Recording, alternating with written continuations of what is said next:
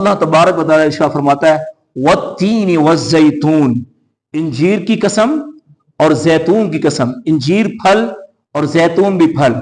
इंजीर वो फल है जिसके अंदर गुठली नहीं होती, ऐसे है ना, और ये इसके इतने बेनिफिट्स हैं, अहादीस मुबारका के अंदर इसके फजाइल बयान फरमाए गए, बल्कि इसे जन्नती फल फरमाया गया। कौन सा जी? इंजीर। इंजीर। और हुक्मा से पूछें ये कितना, इसके जो बेनिफिट्स हैं कितने, पेट की बीमारियां हैं जी, इंजीर से अफाका होता है, और इसी तरह जिगर का काम फंक्शन बेहतर होता है, हमारी हड्डियों को मजबूत करता है, हमारी आसाबी कमजोरी को दूर करता है, इतने इसके फवाइद हैं। और जैतून, ये तो आप जानते ही हैं, जैतून ऑयल जो है फल भी है, फल खाना भी मुफीद, और इसका ऑयल भी बड़ा मुफीद है। और ये कोलेस्ट्रॉल लेस है, इसमें जीरो है कोलेस्ट्रॉल, और डॉक्टर्स कहते हैं कि ये सेहत के लिए सबसे बेहतरीन है ये ऑयल। अल्लाह रब्बुल इज्जत ने इनकी कसम शाह फरमा दी। आखिर कोई इतनी इसकी इनमें कोई खासियत है, कोई अहमियत है? उलमा फरमाते हैं कि ये फल बड़ी अहमियत के हामिल हैं, और इनकी कसम फरमाई गई जैसे फलों के अंदर ये सबसे आला है, और अपनी अफादियत, अपने फायदे के एतबार से बहुत ज्यादा बेनिफिट्स रखते हैं। तो आगे जो मजमून आ रहा है वो उसके एतबार से अल्लाह तबारक व तआला ने इनकी कसम इरशाद फरमाई। और दूसरी बात ये फरमाई कि यह होते कहाँ हैं? ये होते हैं सरजमीन शाम में, फलस्तीन में। वहां कसरत के साथ इंजीर भी और जैतून इनके दरख्त पाए जाते हैं, ये फल वहां होता है। और असल में इशारा यह है कि उस सरजमीन की कसम जहां इंजीर और जैतून के दरख्त पाए जाते हैं, वो सरजमीन वो अंबिया की सरजमीन है, वो अंबिया की सरजमीन है कि वहां पर ये इंजीर पाया जाता है और साथ जैतून। तो उस सरजमीन की अल्लाह तबारक व तआला ने कसम इरशाद फरमाई कि चूंकि वहां कसरत के साथ अंबिया किराम अलैहिमुस्सलाम तशरीफ लाए, और फरमाया वतूर सीनीन, और तूर सीना की कसम, वो तूर सीना जहां मूसा अलैहिस्सलाम अपने रब से हम कलाम हुए, जब कलाम सुना, कलाम की लज्जत ऐसी थी, अर्ज करने लगे या रब तेरा कलाम इतना हसीन है तो तेरा जलवा कितना अजीम होगा। अर्ज के रब्बी आरिनी, ए अल्लाह मुझे अपना जलवा दिखा, मैं तुझे देखना चाहता हूँ। और उधर से क्या हुक्म हुआ? लन तरानी, ए मूसा तू मुझे देख नहीं सकता। तो ये जो बातें हो रही, फिर वो सारा वाकया आप जानते ही हैं कि वो तजल्ली पड़ी और बर्दाश्त न कर सके और बेहोश हो गए। ये सारा मामला कहां हुआ? कोहे तूर पर हुआ। तो अल्लाह तबारक व तआला ने उस जगह की कसम इरशाद फरमाई, हज़रत मूसा अलैहिस्सलाम जहां पर अल्लाह तबारक व तआला से हम कलाम हुए, उन्हें शर्फ मिला। और फरमाया वहाज़ल बलदिल अमीन, इस अमन वाले शहर की कसम। अब पीछे देखें, उन चीजों को निस्बत है अंबिया किराम अलैहिमुस्सलाम से, सरजमीन शाम को, और तूर सीना को किससे निस्बत है? मूसा अलैहिस्सलाम से। और यहां उलमा फरमाते हैं वहाज़ल बलदिल अमीन इसलिए फरमाया गया, इसको निस्बत है इमामुल अंबिया रहमतुल लिल आलमीन खातमुल मुरसलीन, हमारे आका मौला सल्लल्लाहु तआला अलैहि व बारक वसल्लम से। बैतुल्लाह भी है अल्हम्दुलिल्लाह मक्कतुल मुकर्रमा में, और इसमें हजर अस्वद, सफा, मरवा, मिना, अरफात, ये सारे मुकद्दस मकामात हैं।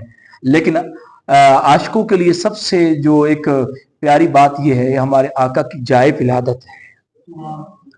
हमारे आका सल्लल्लाहु अलैहि वसल्लम की जाए विलादत मक्कतुल मुकर्रमा, इसको आबाद किसने किया?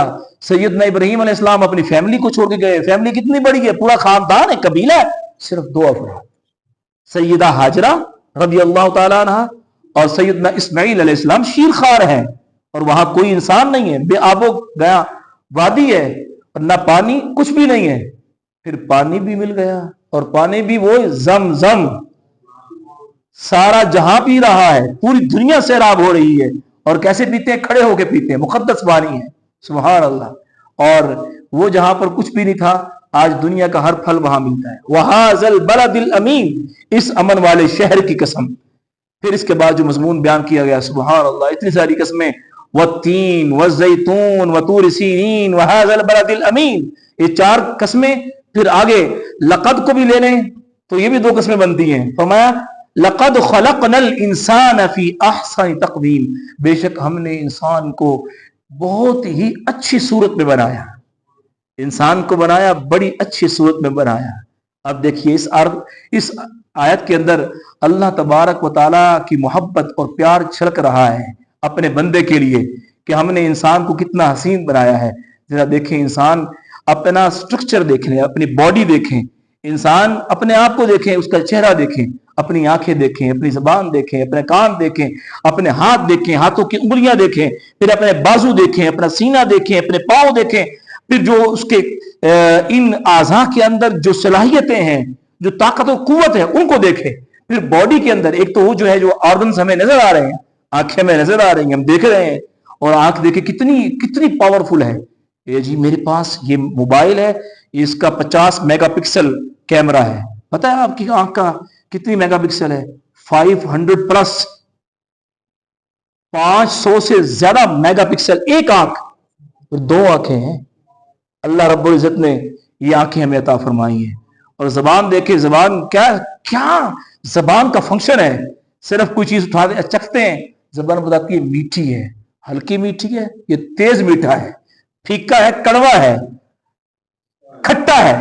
یہ زبان گوشت کا لوتھڑا ہے، اور پھر جب بولتے ہیں تو یہ زبان بس ایسے کرتی ہے، کبھی اوپر لگتی ہے، کبھی نیچے لگتی ہے، کبھی دائیں بائیں کروٹیں، کبھی نوک لگتی ہے، اور ہم کہتے ہیں سبحان اللہ، ان کی گفتگو سنیں، ان کا انداز بیاں کتنا خوبصورت ہے، جب بولتے ہیں تو پھول جھڑ رہے ہیں۔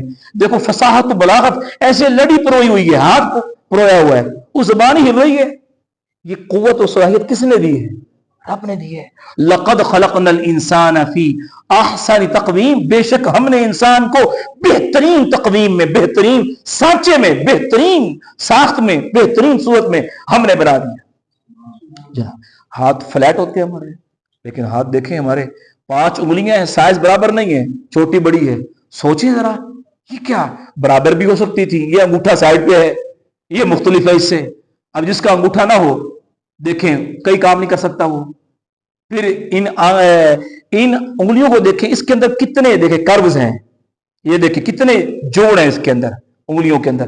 پھر دیکھیں ہماری ہاتھ کی لکیریں ہیں، یہ جو رفنس ہے اس کے اندر، یہ اگر یہ نہ ہو تو ہماری چیزیں، ہم ہاتھ چیزیں پکڑیں، ہم پکڑ نہ سکے، چیزیں پھسل جائیں ہمارے ہاتھ سے۔ لقد خلقنا الانسان فی احسن تقویم۔ پھر دیکھیں یہ بازو سائڈ پہ لگائے ہوئے ہیں، یہ اگر ایک یہاں لگا ہوتا ایک پیچھے لگا ہوتا تو انسان کی شکل کیسے ہوتی؟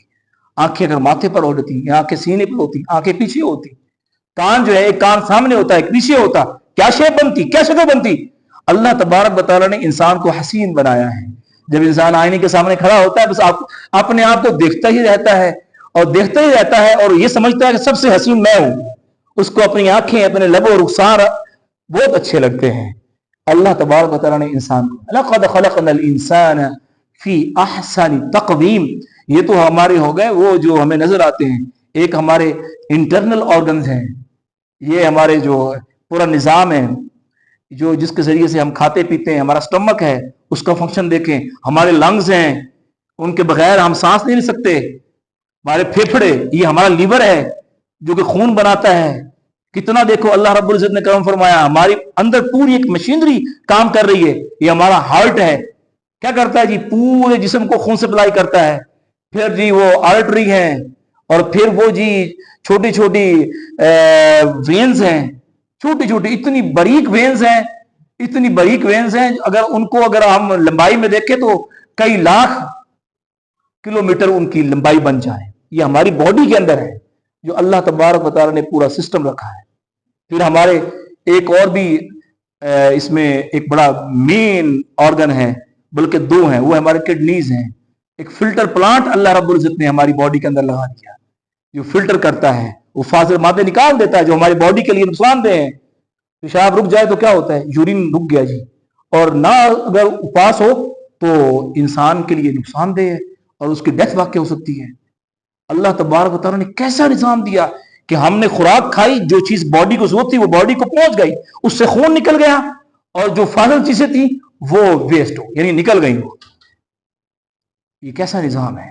لقد خلقنا الانسان فی احسن تقویم، بے شک ہم نے انسان کو بہت اچھی صورت میں بنایا۔ اچھا پھر دیکھیے کہ یہ ساری چیزیں ہوں اور عقل نہ ہو، انسان مکمل نہیں ہوتا۔